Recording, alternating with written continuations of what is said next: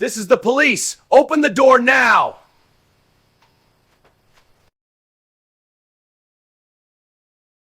I was asleep when the pounding started. Not the polite knock you hear when someone's lost or nervous. This was heavy, angry. The kind that shakes the door frame and rattles the pictures on the wall. I came awake instantly, heart already racing, my body reacting before my thoughts caught up. I checked my phone. 11:32 p.m. I had been asleep for less than 2 hours. My apartment was dark and silent, exactly the way I'd left it when I collapsed into bed after a double shift. No TV. No music. No guests. Just exhaustion so deep it felt like my bones were heavy. The pounding came again. Louder this time. My training kicked in. Years of working in emergency medicine had wired me to assess before reacting. Sudden noise. Unknown threat. Evaluate. Breathe. Think. I slipped out of bed, still in my sleep shirt and cotton pants, and moved quietly toward the front door. As I walked, I ran through possibilities. Wrong apartment. Medical emergency in the building. Fire alarm malfunction. Anything but what my instincts were already whispering. I leaned toward the peephole and looked.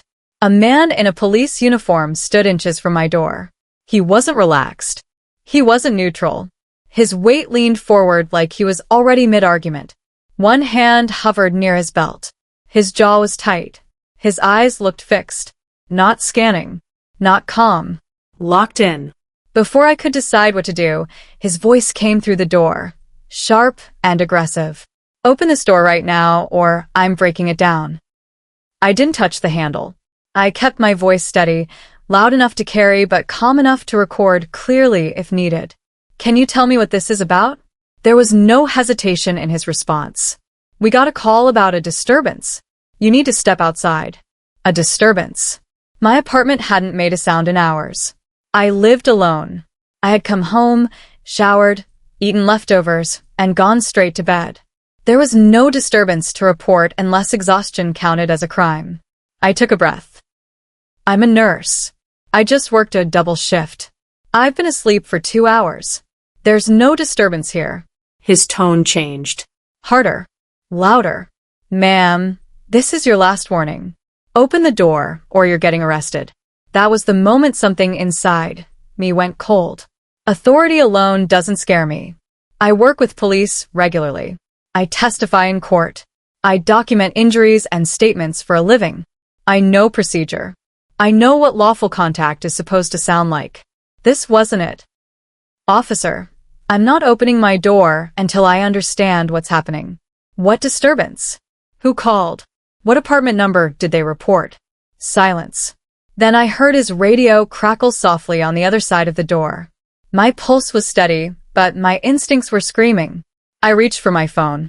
First, I started recording audio. Second, I opened my doorbell camera app. I'd installed it months earlier for package thefts and almost forgot it existed. The live feed popped up instantly. There he was. Close enough that the lens slightly distorted his face. His badge was visible, but turned just enough to make the number hard to read. His expression was tense. Impatient. Annoyed. Third, I sent a text to my neighbor across the hall. Police at my door. Aggressive. Says disturbance. I was asleep. Recording everything. The reply came almost immediately. I hear him. I'm recording too. Be careful.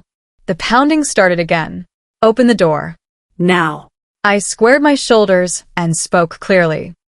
Officer, what is your name and badge number? You don't need my badge number. You need to open the door. Actually, I do. State law says I have the right to know who's making contact with me. Please identify yourself. His voice dropped lower, slower, more threatening. If you don't open this door in 5 seconds, I'm assuming you're destroying evidence, and I'm coming in. Evidence of what? I was asleep. I haven't done anything wrong. 5. My hand tightened around my phone. 4. I made a decision that probably saved my life. I called emergency dispatch. The line connected immediately. Emergency services. What's your emergency? My voice stayed calm. My name is Mara Ellison. I'm at the Riverstone Apartments. Unit 417. There's an officer at my door threatening to force entry. He claims there was a disturbance call, but I was asleep. He's refusing to identify himself. Can you verify this call and advise me? There was a pause. The pounding stopped. I could hear him breathing on the other side of the door. The dispatcher came back on the line, her voice cautious. Ma'am, I'm not showing any calls for service to your address tonight. Can you describe the officer? Male. White. Early 30s. Full uniform. Standing outside my apartment right now. Another pause. Ma'am, stay on the line. I'm escalating this to a supervisor. I watched the live feed on my phone. The officer shifted his weight. His eyes darted down the hallway. He lifted his radio and spoke quietly, too far for my microphone to catch. A new voice came on the line. This is Lieutenant Harris with City Police. Tell me exactly what's happening. I explained everything from the beginning. The pounding, the threats, the refusal to explain, the countdown, the demand that I open my door without cause. When I finished, the lieutenant didn't respond right away. Then he said something that made my stomach drop. Mara, the officer you're describing is not assigned to your building or this district tonight. Do not open your door. Units are en route. I will be there personally. Stay inside. On my screen, the officer stepped back from my door. He looked directly into the camera. For a brief second, his expression wasn't angry anymore. It was fear. Then he turned and walked quickly down the hallway, disappearing around the corner. I didn't move. I stayed on the line, watching the empty hallway through my phone. Every sound felt amplified. My breathing, the hum of the refrigerator, the distant elevator ding. Within minutes, multiple patrol cars pulled into the lot. I watched through the lobby camera feed as uniformed officers entered the building together. Calm. Controlled. Professional. There was a knock at my door. Gentle. Measured. Ms. Ellison, this is Lieutenant Harris. I'm here with my team. Please verify us through your peephole. I looked. For officers. Name tax visible. The lieutenant held his badge up to the lens. I opened the door. He took one look at me, and his expression softened. I'm sorry you went through that tonight. We sat at my small kitchen table while I told them everything again. I handed over my phone. The audio. The video. The timestamps. My neighbor stepped out and confirmed what he'd recorded as well. The lieutenant's jaw tightened as he watched the footage. This is serious, he said quietly. Then he asked the question that made the room feel colder. Have you ever seen that officer before tonight? I shook my head. No. No disputes. No complaints. No reason for an officer to come to your door? None. He nodded slowly. I'm going to be honest with you. You did exactly what you were supposed to do. If you had opened that door, this could have ended very differently. I felt a chill crawl up my spine. What he didn't tell me yet was that this wasn't the first time that officer had done something like this, and that the footage sitting on my phone was about to unravel years of secrets no one was prepared to face. I didn't sleep that night. After the officers left, I locked every door, checked every window, and sat on the edge of my bed until the sky started to lighten. My body was exhausted, but my mind wouldn't slow down. Every time I closed my eyes, I saw his face leaning into my camera lens. Too close. Too confident. Too sure I would open the door.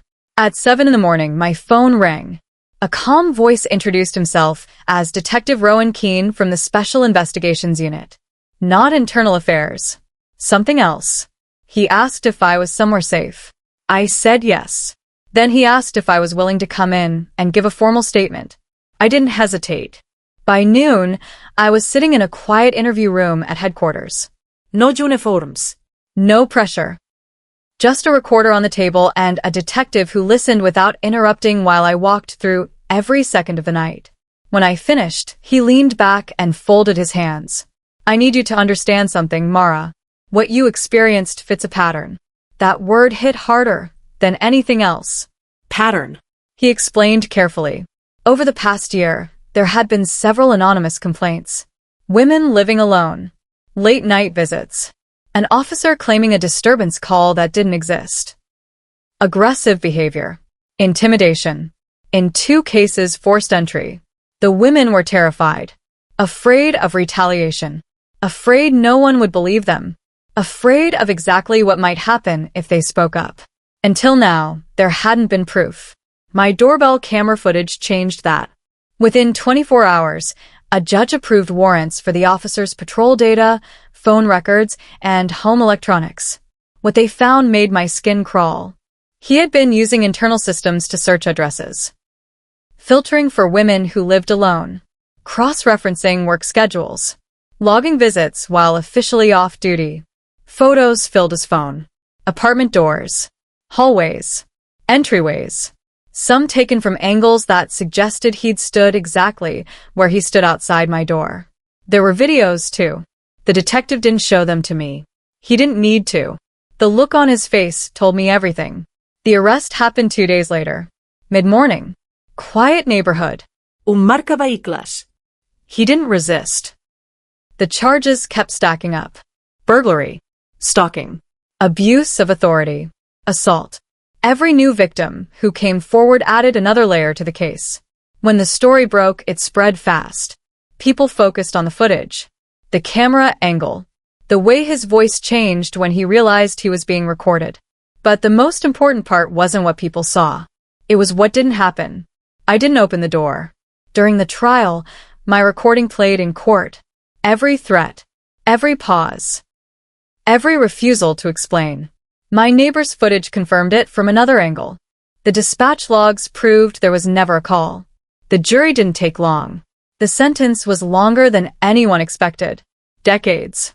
When the judge read it, the courtroom was silent. Not relief. Not celebration. Just the weight of knowing how close so many people had come to a different ending. Afterward, strangers started reaching out. Nurses. Students. Single parents. Women who told me my story gave them the courage to buy a camera, to ask questions, to trust their instincts. I didn't see myself as brave. I saw myself as tired. Tired enough to pause. Tired enough to think. Tired enough not to be bullied into compliance. The department changed its policies. Oversight boards. Automatic alerts. Mandatory cameras for every contact. But the real change happened quietly, in places cameras never reach. People started questioning instead of obeying blindly. Asking instead of opening doors. Recording instead of freezing. One decision. One pause. One closed door. The hardest part wasn't the trial or the interviews or seeing his face on the news. It was realizing how ordinary that night had started. Nothing dramatic. No warning. Just exhaustion and a locked door. In the months that followed, my life slowly returned to something that looked like normal. I went back to long shifts. Back to alarms and monitors and trauma bays filled with controlled chaos. Back to being the person people called when everything was falling apart. But something had changed. Every time I stood in front of a group to talk about safety or documentation or knowing your rights, I made sure to say the same thing. You don't have to be fearless to protect yourself. You just have to pause. I showed them the footage. Not to shock them, but to teach them. I walked them through every decision. Why I stayed calm. Why I asked questions. Why I never raised my voice. Why I called emergency services even though someone in uniform was already outside my door. People always ask the same question. How did you know something was wrong? And my answer never changed. Because procedure has a rhythm. Lawful behavior has a pattern. And when someone breaks that pattern, your instincts notice before your brain does. I didn't win because I was stronger or smarter or braver than anyone else. I won because I didn't let fear rush me. That closed door didn't just protect me. It exposed someone who had hidden behind authority for years. It gave other victims the courage to speak. It forced systems to change that should have changed long before. Sometimes the most powerful thing you can do is nothing at all. Don't open the door. Don't comply blindly. Don't ignore that feeling in your chest that says something isn't right. Pause. Ask. Record. That night taught me that authority without accountability is dangerous, but awareness can level the field. If someone knocked on your door late at night claiming authority and demanding entry without explanation, would you open it or would you pause and protect yourself? Thanks for watching. Do remember to hit the subscribe button, like, and share the story, and I'll see you in the next one.